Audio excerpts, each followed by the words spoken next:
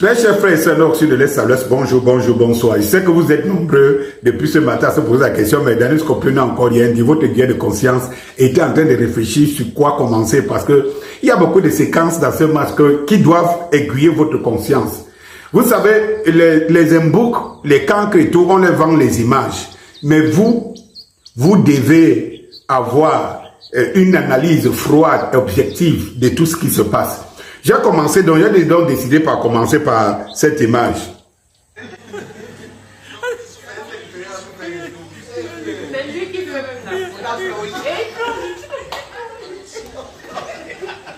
Au fait, lorsque je vous présente ça, je suis très mal à l'aise. Pourquoi? Parce que je peux être très mal à l'aise parce que je parle de mon pays, mais je suis très à l'aise parce que il n'y a pas des Camerounais qui parlent mal de leur pays comme le nôtre. Donc, il faut donc qu'on parle d'objectivité. Vous voyez très bien que le Cameroun hier a joué avec 2 gardiens. On a appelé 4 gardiens à l'équipe nationale, ce qui est déjà inédit. Mais au-delà de ça, on sait aujourd'hui qu'on a 5 gardiens. Et quand on aura des vrais matchs avec des vrais adversaires, je pense qu'on aura 6 gardiens sur les 11 joueurs sur le terrain, autant pour moi. Eh bien, je n'ai pas compris comment l'arbitre, quel a été le jugement de l'arbitre par rapport à cet acte. Déjà, c'est Ngande qui fait la faute. Et c'est lui qui plonge pour arrêter le ballon en plein milieu, en plein face au gardien. Vous savez très bien que ce n'est pas le trou qui est en face là qui pouvait arrêter une balle comme ça. Même comme les Libyens ne sont pas des férus en attaque et tout. Mais je peux imaginer que toutes les télévisions du monde vont montrer, tous les experts vont analyser ce match et vont analyser cette image-ci. Parce que le problème, c'est que quand on joue un match international, ça ne se limite pas chez nous par rapport au brouhaha qu'on fait ici. Ça va sortir.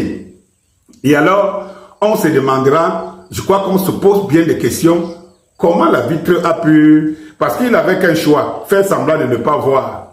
Mais puisque l'action est là, il a vu. Et il a plutôt sanctionné les Libyens. Chose curieuse. Quand même, non? Chose curieuse. Maintenant, faisons une autre analyse de la chose. Pas une autre analyse. Oui, un autre aspect de la chose. Pourquoi on garde que pourrir ces risques?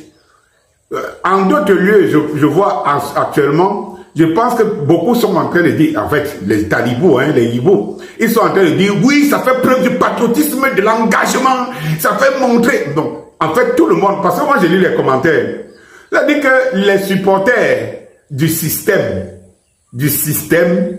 système qui combat Eto'o sont en train de démontrer que non, ce n'est pas qu'ils disent que c'est mauvais, mais ils démontrent que l'acte de Ngande est un acte patriotique, d'engagement Eto'o.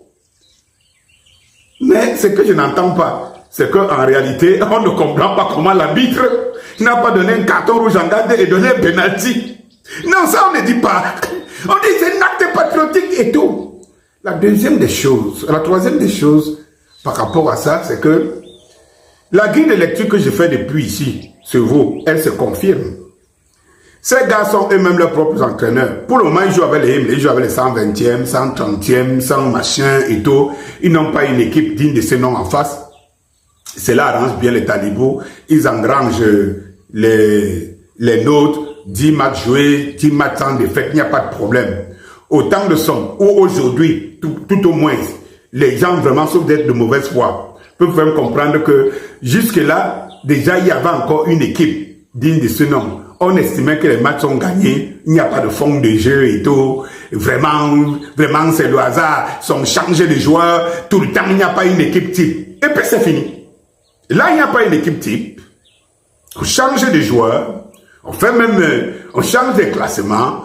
Et on gagne à tue-tête. On ne voit pas un fond de jeu. Mais ça, on n'en parle pas. On se limite aux victoires. Allez donc voir, si vous avez votre enfant que vous voulez enseigner le bon sens, allez donc voir les qui sont des tambourinaires devant vous. Et pour comprendre de quoi il s'agit. Eh bien, il y a 2 poids, 3 mesures. Je ne dis même plus 2 mesures. Le Cameroun nous habitue à ça, le continent. 2 poids, 3 mesures.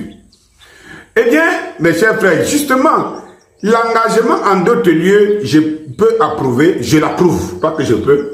Ngande a réalisé un exploit, c'est-à-dire que ça montre Nanga, il est prêt à mourir pour ça. Pourquoi ils ne le faisaient pas, ils ne l'ont pas fait autant de son? Vous arrivez donc à une conclusion. La mafia était en branle. On jouait parce qu'il faut jouer. Mais on ne mettait pas les pieds. Souvenez-vous des interpellations du peuple, des Camerounais à l'endroit des Ambouanguissa, ce qu'il avait répondu.